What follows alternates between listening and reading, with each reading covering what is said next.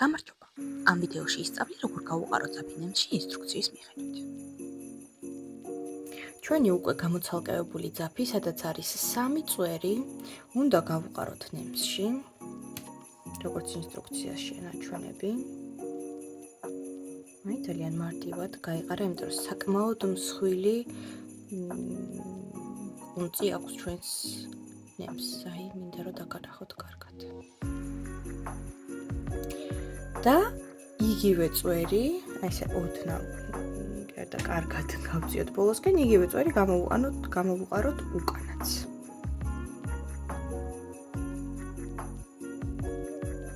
შესაბამისად, როგორც მოცემულია ჩვენს ინსტრუქციაში, შეხედეთ, ორი წვერი, რომელიც არის ორივე წყვეტილი,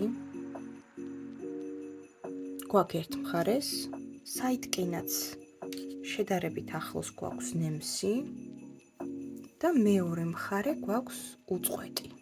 ეს არის მთავარი, რომ მივიღოთ უკვანძო ნაქარგი. შესაბამისად, აიყურეთ, შეხედეთ, ამაზეა საუბარი. ეს მოქმედება შევასრულეთ ამ წუთას. აბა შენ იცი, კარგი.